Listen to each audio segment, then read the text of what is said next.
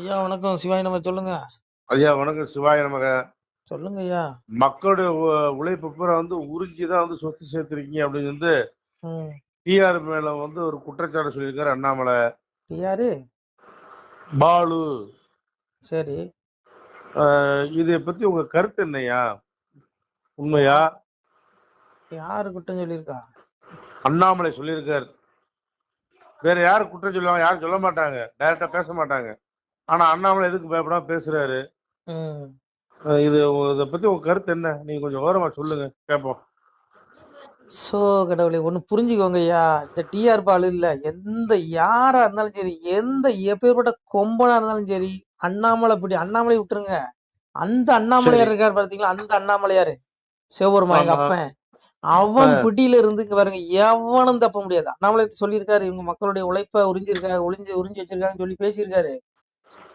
ஆனா இது எம்பெருமா பகவான் சொன்னதுதான். கலியுகத்துல இந்த மாதிரி ஆட்சியாளர்கள் எல்லாருமே சுரண்டுவான் அப்படின்னு யாரு? சாமி பரம்பொருள் குற்றம் சாட்டுறாருயா. என்ன சொல்றாரு? நாடு தண்ணில் ராசாக்கள் சாமி சொல்றாரு பாருங்க, நாடு தண்ணில் ராசாக்கள் பாவிகளாய் போவார்கள், பாசாங்கு மந்திரியும் பாவிகளாய் கூசாமல் பெண்ணாலும் பொன்னாலும் மண்ணாலும் பேசி நிலக்கரையில் நித்தம் அடிவாருங்க. பாசாங்கு பண்ணுவா மந்திரி மேடைக்கு மேடை. யாரு? பரம்பொருள் அப்பா சிவபெருமான் சொன்ன வார்த்தை பொய்யாவுமா? அதனால இங்க பாருங்க, இவன் எவனும் தப்ப முடியாதுங்க. இங்க பாருங்க, பேசுற நானும் தப்ப முடியாது, நீங்களும் பிறகு எவருமா அப்படின்னு தப்பவே முடியாது. ஏன்னா எங்க அப்ப தெளிவா சொல்றான், சர்கானா மாதி ரந்தச மத்தியம் சைவாக மர்ஜுன அத்தியாத்ம வித்யா வித்யானம் வாதக பிரவத தாமகங்கிறார். அதாவது என்ன சொல்றான், நானே படைப்புகளின் ஆரம்பமாகவும் முடிவாகவும் நடுவாகவும் நான் தான் இருக்கிறேங்க. ஒரு ஜீவராசியோட முதல் தோற்றம், ஒரு ஜீவராசி இந்த பூமிக்கு ஜனம் எடுத்து வர்றதுல இருந்து, அது நடுவால வாழ்ற வாழ்க்கையில இருந்து, அந்த ஜீவராசி இறக்கும் வரையில நான் தாங்கிறாரு. எல்லாத்துக்கும் நடுவும் முடிவும் தொடக்கம் நான் தாங்கிறேன். அப்ப எல்லாம் அவன் தான் ஓட்டுறான். அப்போ இவனுக்கு செய்யற தப்பு எதுவுமே அப்பாவுடைய கண்களுக்கு மறைவா இல்ல. புரியுதா உங்களுக்கு? விடுவானா? வச்சு செஞ்சிருவான். அண்ணாமலை என்ன பண்ணுவாரு? போய் 2 வாதம் பண்ணுவாரு, அதோட முடிஞ்சு போயிடும். இவர் என்ன டிஆர் பாலு என்ன போய் 1000 வருஷம் முடிச்சு போய் இது பண்ண போறாங்களா? அது ஒண்ணும் கிடையாது. அதனால இங்க பாருங்க, ஆத்ம தண்டனைக்கு மிகப்பெரிய தண்டனைங்க. உடலுக்கு மிஞ்சி போனா 100 வருஷம் தண்டனை கொடுக்கலாமா? ஒரு உடலுக்கு, ஒரு மனுஷனுடைய சராசரி வாழ்க்கை 100 ஆண்டுன்னு வச்சுக்கோங்க. ஒன்னா மிஞ்சி போனா நீ உன்னால எவ்வளவு நாள் தண்டனை கொடுக்க முடியும்? அதுக்குள்ள இந்த ஜீவாத்மா உடல்ல இருக்காது, போயிடும். அப்போ அந்த ஆத்ம தண்டனைங்கிறது மிகப்பெரிய தண்டனையா, மிகப்பெரிய தண்டனை. அதான் சாமி சொன்னாரு, காயக்காரன் மாய சித்தம் நான் உங்கள் கண்காணா பெருவழியோன், அவரவர்கள் செய்யும் குற்றம் உங்கள் ஆண்டினான் அறிவினடா. அப்பன் யார் அறிகிறார்? நம்ம அப்பன் ஆண்டி. ஆண்டி இப்ப இருக்காம பாருங்க, சிவருமா, அந்த ஆண்டி, சித்தனாண்டி சிவனாண்டி இந்த தேசமெங்கும் நான் ஆண்டினா அவன் அறிகிறான். அப்ப டிஆர் பாலு இப்படி தப்ப முடியும்? டிஆர் பாலு மட்டும் இல்ல, இந்த ஆராசா யாரும் தப்ப முடியாதுங்க. இவனுக்கு என்ன நினைச்சுக்கிறான், செத்து போனா எல்லாம் முடிஞ்சிருது, அதனால நமக்கு வாய்ப்பு கிடைச்சிருக்கு, பதவி, அடி, என்ன வேணாலும் பண்ணு, எப்படி வேணாலும் பேசு, நம்மள ஏவன ஒன்னும் பண்ண முடியாதுன்னு நினைக்கிறான். அடா பாவிகளா, பகவான் சொல்றான் பாருங்க, மாயாத்தேசன பிரகிருதியும் சூயதே சராசரம் கேது நாளைக்கு ஜெகத்வி பரிவர்த்ததே. பிள்ளைகளே, இந்த உலகமானது தலைவனான என் கண்காணிப்புங்கிறது. யார் கண்காணிக்கிறா? சிவருமா. விடுவானா? சொல்லுங்க, விடுவானா? இவனுங்க எல்லாம் என்ன, நான் என்ன கேட்கேன், இவன் எல்லாம் என்ன இரணியனை விட பெரிய ஆளா? சூரபத்மனை விட பெரிய ஆளா? சொல்லுங்க. அன்னைக்கு சூரனுடைய நிலைமை என்னாச்சு? சூரனுக்கு எங்க அப்பா முருகபெருமான் புத்தி சொல்றான். என்ன புத்தி சொல்றான்? தம்பி தமையன் தளங்கள் இளவாதே, பற்ப கிரீடம் பவிசு இளவாதே, அற்பமிந்த வாழ்வு அநியாயம் விட்டுவிடு, காரணமேது இல்லாமல் கவ்வையிலா வாழ்ந்திருந்து மரணம் அது ஜீவன் மாண்டு போகுகையில் நன்மை அது கூட நாடுமே அல்லாது திண்மை வராது தேவரையும் விட்டு விடுனார். கேட்டானா? என்ன சொல்றாரு? ஏ சூரபத்மா, உன்னுடைய ஆட்சி அதிகாரம் பதவி, உன்னுடைய தம்பி தமையன் சொந்த பந்தம் எல்லாத்தையும் இழந்துடாத. உன்னுடைய பற்ப கிரீடம் பவிசு, இந்த அரச பதவி இழந்துடாத. இந்த அற்ப நீ தேவர்களை அநியாயமா சிறை பிடிச்சு வச்சிருக்க, விட்டுரு, உன்னை நான் கொல்ல மாட்டேன், உன்னை விட்டுறேங்கிறான். கேட்டானா சூரபத்மே? கேட்கலையே. அப்ப அதே மாதிரிதான் இவனுங்களுங்க. இவன் ஏன்னு கேட்கணும், பதவி திமிரு என்னமோ பெரிய, இவனுக்கு 4 பெரிய ஆட்சி அதிகாரம் இப்படி கடவுள் மாதிரி ஒருத்தர் நினைச்சுக்கிறான். எல்லா பயிலும் கடவுளுக்கு கீழே தாங்க. எங்க அப்பன் சிவபெருமானுக்கு கீழே தான் அவ்வளவு பயிலும். அதனால பாருங்க, அப்ப முருகபெருமான் சொல்றான், இறப்பதறியாமல் எரியை மிக கண்டாவி ஒரு பொசிக்க சென்ற வீட்டில் இறந்தார் போல் தம்பி தமையன் சந்ததிகள் மந்திரிமார் மும்பிலுள்ள சூரர் முடுக்கமதை கண்டாவி நம்பி பதமறந்து நாம் பெரிதெனவே கம்பினான் சூரன் கெட்டனர்கான் அம்மானை. நம்பி பதமறந்து, இறைவனுடைய பதத்தை மறந்து நாம் பெரியவன்கிற அகங்காரத்துல ஆடுனா அந்த சூரனுடைய நிலைமை என்னாச்சு? இறப்பதறியாமல் எரியை மிக கண்டாவி. அதாவது ஒரு இடத்துல நெருப்பு எரிஞ்சிச்சுன்னு வச்சுக்கோங்களேன், விட்டில் பூச்சி என்ன நினைக்குமா, இது நம்மளுடைய உணவு அப்படின்னு நினைச்சு உள்ள புகுந்து அதுவே தன்னை அழிச்சிக்குமா. அது போல இவனுக்கு அந்த பதவி வெறியில அந்த மோக மாயையில சிக்கி நம்மளை எந்த கொம்பனாலையும் பண்ண முடியாது. வெறும் பணம், அந்த சிற்றின்ப போகம், வெளியில கிடக்கக்கூடிய அந்த மாய வஸ்துக்களை விழுந்து தன்னைத்தானே இவனுக்கு வீழ்த்திக்கிறான். ஆத்ம சிந்தனையே இல்லை இவனுக்கு. இவனுக்கு எந்த ஞானமே இல்லாத ஞானம் இல்லாத கூட்டங்க. இவன் இறப்புக்கு அப்புறம் ஐயோ இவனுடைய கொடுமை, இவனுக்கு நரகத்துல ஆக்கினே அவ்வளவு இருக்கு. இவன் என்னமோ நினைச்சுக்கிறான், செத்து போனே எல்லாம் முடிஞ்சிருது, அவ்வளவுதான், நம்மள தூக்கி அடக்கம் பண்ணிடுவாங்க, அப்ப இருக்கிற வரைக்கும் கொள்ளையடி பண்ணிக்கிறான். பாவிகளா, உலகம் விளைஞ்சாலும் ஆத்மா அழியாதுடா. பகவான் தெளிவா சொல்றான், இந்த ஆத்மாவை ஆயுதங்கள் வெட்டுவதில்லை, நெருப்பு இவனை எரிப்பதில்லை, ஜலம் இவனை மூழ்கடிப்பதில்லைங்கிற எந்த ஒரு இயற்கை பேரிடர்லையும் அந்த உடல் தான் அழியும், அந்த ஆத்மா அழியாது. உலகமே இடிஞ்சு, வானமே இடிஞ்சு, நட்சத்திரமே இடிஞ்சு கீழே விழுந்தாலும் அந்த ஆத்மா அழியாது, உடல் தான் அழியுது. அப்போ இந்த ஆத்மா, இந்த அழிவற்ற ஆத்மாவுக்கு ஆக்கினை உண்டு, உனக்கு தப்பவே முடியாது. அதான் சாமி சொன்னாரு, பாவி அவன் சத்து பஸ்பமாய் போனாலும் ஆவியை கண்டு ஆக்கினைகள் செய்துட்டு இருக்கான். ஆவி ஆத்மாவுக்கு தான் ஆக்கினை. அப்போ இவன் இங்க என்னென்ன அநியாயம் பண்றான அந்த அரசியல்வாதிகள், அத்தனை பேருக்கு யாரு அப்பா சிவபெருமான் தண்டனை கொடுக்குறான் நரகத்துல. அதான் சொன்னான், வையகத்தில் கொலைக்களவு மாது சூது பிறன்மோகம் செய்யாத தீவினைகள் செய்தவர்கள் உண்டுமானால் அகில கிடங்கில் வாழ்கின்ற ஆளி புழுக்கிரையாவிர். எங்க கொண்டு போடுறான் நரகத்துல, புழு கொஞ்சம் இடத்துல தூக்குறான். இவன் புழுக்கிரையாவன் ஆத்மா அழியாது, ஆக்கினே உண்டு. இப்ப உடம்பு சாகுற மாதிரி ஆத்மா சாகாதுங்க, நான் வழியை உணரும், ஐயோ ஐயோன்னு கதறும். புரியுதா உங்களுக்கு? இவனுக்கு அந்த ஆத்ம சிந்தனை இல்லைங்க. இந்த ஆத்மா புலன்களுக்கு புலப்படாது, இந்த உடல் மட்டும் தான் புலப்படும். இப்ப என்ன நினைக்கிறான், பாப்போம் ஒண்ணுமே இல்ல, நம்மளே செத்துக்கு பிறகு முடிஞ்சிருது, அப்படியே அடங்கிருந்து நினைச்சுக்கிறான். பாவிகளா, நீ செய்யற ஒவ்வொரு, நீ மனசுல சின்ன தவறு, ஒரு பெண்ணை நீ மனசுல காமைச்சியில பார்த்தாலும் நீ அதுக்கு உனக்கு தண்டனை உண்டுக்கிறான். அதான் சாமி சொன்னாங்க, அப்ப சொல்ற பாருங்க, காயக்காரன் மாய சித்தம் நான் உங்கள் கண்காணா பெருவலியோன் அவரவர்கள் செய்யும் குற்றம் உங்கள் ஆண்டி நான் அறிவேனடா. நான் உங்களுக்கு கண்ணுக்கு தெரியாத மறைபொருள்டா. அப்பா ஏக பரபிரம்மம் எங்க இருக்கிறேன். ஆனா நீங்க செய்யற பாவம் எதுவுமே எனக்கு மறைவா இல்ல, நீ மனசுல நினைக்கிறது கூட எனக்கு தெரியுங்கிறான். விடுவானா இந்த டிஆர் பால் விடுவானா, ஆராசா விடுவானா, பேசுற என்ன விடுவானா, கேட்கறவங்கள விடுவானா? எல்லாத்துக்கும் உண்டு தண்டனை. அதுக்காக நம்ம பெரிய யோக்கியம் நம்ம சொல்லக்கூடாது. எல்லா பயிலும் செய்யற பாவத்தை அனுபவிச்சே ஆகணும். அதனால இங்க பாருங்க, உலகமே அவன் தான், அவன் இல்லாத இடமே கிடையாது.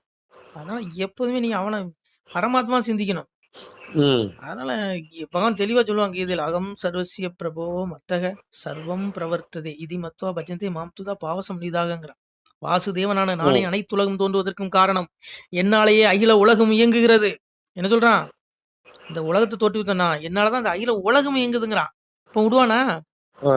அதான் சாமி அன்னைக்கே சொன்னான், ஈரேழு உலகம் உண்டு இதை எடுத்து சொல்வார் யார் மகனே. 14 உலகம் இருக்கு, 14 உலகத்துக்கு எங்க அப்பன் தான் இறைவன், சிவபெருமான் தான். அதான் சொன்னான், மோட்ச உயிர்க்கும் நரக உயிர்க்கும் தீநரக பாவி உயிர்க்கும் ராச உயிர்க்கும் பள்ளி வாசல் உயிர்க்கும் வைகுண்ட பதவி உயிர்க்கும் எவ்வுயிர்க்கும் எங்கள் ஐயா சிவ சிவ சிவ சிவா அரகர அரகரா.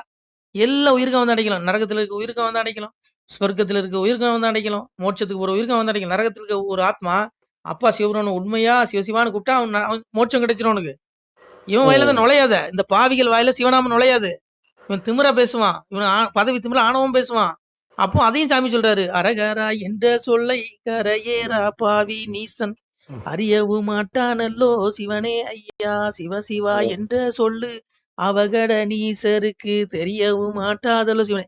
அரகரா சிவசிவா இந்த 2 நாமத்துல ஒரு நாமத்தை சொன்னாலும் அவன் ஜீவன் இந்த துன்பத்துக்குரிய இந்த மண்ணுல இருந்து விடுதலை கிடைச்சிடும், மோட்சம் கிடைச்சிடும். ஆனா அந்த பாவிகள் வாயில இந்த நாமம் நுழையாதுன்னு பகவானே சொல்றான், அப்பாவே சொல்றான், சிவபெருமானே சொல்றான், நுழையாது உங்களுக்கு அப்படிங்க. எப்படி நுழையும்? திமிரு, பதவி திமிரு, ஆணவம், செருக்கு, நம்மளை எவனும் ஒண்ணும் பண்ண முடியாது, புடுங்க முடியாதுன்னு. ஏடா ராவணன் ஆளானப்பட்ட ராவணன், அவன் நிலைமை என்ன, அவனை விட்டானே எங்க அப்பன். வெள்ளருக்கு சடைமுடியான் வெற்படுத்த திருமேனி மேலுங்கீழும் எல்லிருக்கும் இடத்தை விட்டு ஈயிருக்கும் இடம் நாடி இழைத்தவாறே கல்லிருக்கும் மலர்கூந்தல் ஜானகிதன் மனச்சிறையில் கலந்த காதல் உள்ளிருக்கும் எனக்கருதி உட்புகுந்து தடவிதோர் ஒருவன் வாலிங்கிறான். எங்க அப்பனுடைய ராமனுடைய வாலி அந்த ராமபானம், ராவணன் 1000 சல்லடக்கணக்க தொலைச்சி 1000 பிணக்குயிலுக்கு அடியில கொண்டு போடிச்சான் ஒரு ராமபானம். ராவணன் எவ்வளவு பெரிய பிரகாசம், வெள்ளருக்கு மாலை ஆவரமாக சுடக்கூடிய சிவபெருமான் வாழக்கூடிய கைலாய மலையையே தன்னுடைய ஒரு கரங்களால் அசைத்த பராக்கிரமசாலி ராவணை, அவனையே ஆப்பு வச்சவன் எங்க அப்பன்.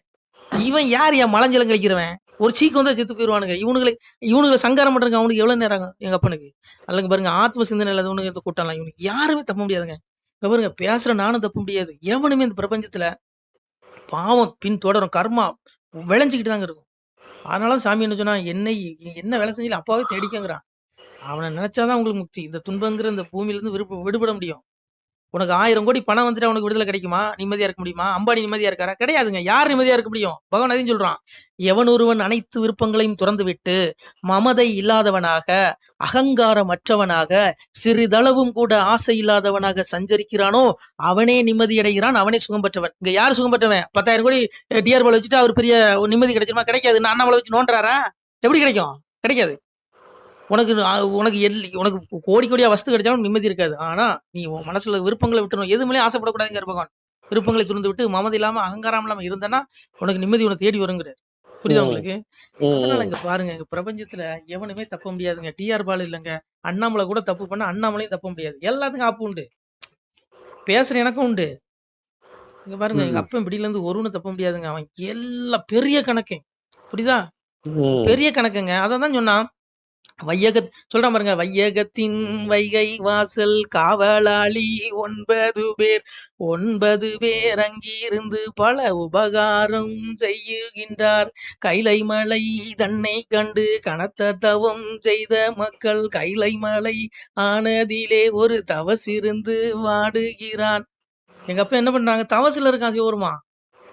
ஆனா 9 கண்காணிப்பாளர் வச்சுட்டு இருக்காங்க. 9 நவகிரகங்கள்ல இந்த மனிதர்கள் செய்யக்கூடிய அந்த வினைகள் பதிவாகுது. நல்ல வினை தீவினை ரெண்டும் கருமா. அதன்படியே என்ன பண்றான்?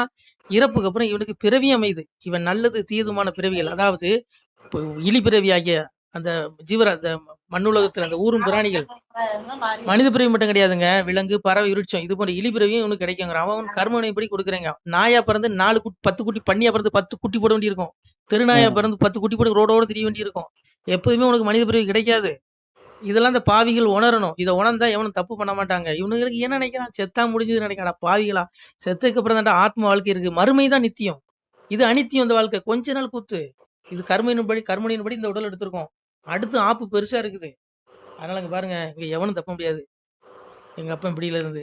அதனால விடுங்கய்யா. அண்ணாமலை என்ன அண்ணாமலை, அந்த அண்ணாமலையார் இப்படியில இருந்து எந்த கொம்பனும் தப்ப முடியாது. நமச்சிவாய. திருச்சிட்டம்பலம். சிவாய நம. திருச்சிட்டம்பலம், தில்லையம்பலம், பொன்னம்பலம். சிவாய நம. உறவுகளே, சிவ அன்பர்களே, தற்போது தாங்கள் இந்த வீடியோவில் பார்க்கக்கூடிய இடத்துல ஒரு சிவாலய திருப்பணி ஒன்று நடந்து கொண்டிருக்கிறது. இந்த இடத்துல பார்த்தீங்கன்னா முன்பு ஒரு காலத்தில் வந்து ஒரு சிவாலயம் இருந்திருக்குது. அதாவது இந்த ஏரியா வந்து இப்போ வந்து ஒரு தென்னை மரங்கள், பனைமரங்கள் சூழ்ந்த காடாக இருக்கிறது. முன்பு ஒரு காலத்தில் இங்கே ஒரு ஊர் இருந்ததாக சொல்கிறாங்க. ஆனால் இப்போது சுற்று வட்டாரத்தில் 5 கிலோமீட்டர் சுற்றுலாவில் ஊரே கிடையாது, காடு. இப்போ இந்த இடத்துல ஒரு சிவாலயம் வந்து அமையிருக்கிறது. இந்த சிவாலயத்தில் வந்து இருந்த அந்த சாமியுடைய திருமேனியை வந்து எடுத்து வச்சிட்டோம். திருப்பணி முடிஞ்சதுக்கப்புறம் பிரதிஷ்டை பண்ண இருக்கிற உறவுகளே, தற்போது இந்த வீடியோ பார்க்கக்கூடிய உறவுகள் தங்களால் முடிந்தால் ஒரு சின்ன உதவி செஞ்சு கொடுங்க. எங்கள் இடத்துல பொருளாதாரம் இல்லை. அதனால் பார்த்திங்கன்னா அந்த வேலையெல்லாம் அப்படியே நின்று போச்சு. பாருங்கள், இந்த அப்படியே பாதியிலே நிற்கிது இந்த சிவாலய திருப்பணி வந்து. பக்த கோடிகள், அன்பு உள்ளங்கள், தயவுசெய்து நீங்கள் உதவி செய்ய விருப்பமுள்ள உறவுகள் உதவுங்க. உங்களுக்கு கோடி புண்ணியம் கிடைக்கும். இந்த சாமியோடைய அருள் அனுகிரகம் உங்களுக்கு கண்டிப்பாக கிடைக்கும். இது வந்து ஒரு புகழ்பெற்ற சிவாலயம்னு கூட சொல்லலாம். சாமியோட திருமேனி எடுத்து வச்சிட்டோம். இந்த இடத்துல பார்த்திங்கன்னா ஒரு வாசி தண்டம் இருக்குது. அந்த காலத்தில் ஒரு முனிவர் யாரோ தவம் செஞ்சுருக்காங்க. அவங்களுடைய வாசி தண்டம் அவர் திருக்கரங்களால் எழுதின ஓலைச்சுவடி கூட இன்றும் இருக்குது, இன்னும் பாதுகாக்கப்பட்டு வருது. அது கோயில் திருப்பணி முடிஞ்சதுமே அதையும் நாங்கள் அந்த வழிபாட்டுக்கு வச்சுடுவோம். இந்த சிவாலய திருப்பணி வந்து சாமி திருநாமம் வந்து முக்தீஸ்வரர் அப்படிங்கிற திருநாமத்தில் வழங்குறாரு. நெல்லை மாவட்டம் நாங்குநேரி தாலுகாவில் இந்த சிவாலயம் அமைய இருக்கிறது. உறவுகளே, இந்த வீடியோ பார்க்கக்கூடியவங்க ஒரு 2 பேருக்காவது கொஞ்சம் ஷேர் பண்ணுங்கள். இந்த வீடியோ பார்க்கக்கூடிய யாராவது ஒரு சின்ன உதவி செஞ்சால் இந்த ஆலய திருப்பணி வந்து கண்டிப்பாக நாங்கள் வெற்றிகரமாக முடிச்சுடுவோம். பாருங்கள், அந்த வேலை எல்லாமே அப்படியே நிற்கிது. கல்லெல்லாம் இறக்கி போட்டிருக்கோம். இன்னும் நிறைய கற்கள் தேவைப்படுது. சுவாமியோடைய அந்த திருக்கோபுரம் பார்த்திங்கன்னா லிங்க வடிவிலே அமைக்க இருக்கிறோம். உதவுங்கள் உறவுகளே. உங்களுக்கு அப்பா சிவபெருமானுடைய அருள் நிச்சயம் கிடைக்கும். எம்பெருமான் சொல்வான், வாழுவீர் தாழ்வில்லாமல் மக்களும் கிளைகள் கொஞ்சி நாளுமே மகிழ்ச்சியை கூர்ந்து நலமுடன் வாழும்போது நீளுமே எனது செங்கோல் நீதியும் நெறிபோல் வந்து ஆளுமே உங்கள் தன்னை அன்புடன் அலையாவண்ணம். உங்களை எம்பெருமானுடைய அப்பாவுடைய திருவாசகத்தாலேயே வாழ்த்துறோம் உறவுகளே. ஆணுடன் பெண்ணும் பெற்று அதிகமாய் செல்வமாகி தானுடன் நினைவுமுற்று தர்மமும் நெறியும் கற்று வேணும் நீள் காலமெல்லாம் வெள்ளியர் உடனே வாழ்ந்து போனுதல் கமலநாதன் பொற்பதம் பெற்று வாழ்வீர். அந்த ஈசனுடைய பொற்பதம் நிச்சயம் கிடைக்கும். உங்களுக்கு இகத்திலும் சுகம், பரத்திலும் சுகம். உங்களுடைய கர்ம வினைகள் மன்னிக்கப்பட்டு உங்களுக்கு நிச்சயம் மோட்ச வீடு கிடைக்கும். இகத்தில் பூரண ஆயுளுடன் நோய் நொடி இல்லாமல் வாழ்ந்து நீங்கள் பரவாழ்வும் பெறுவீர்கள் உறவுகளே.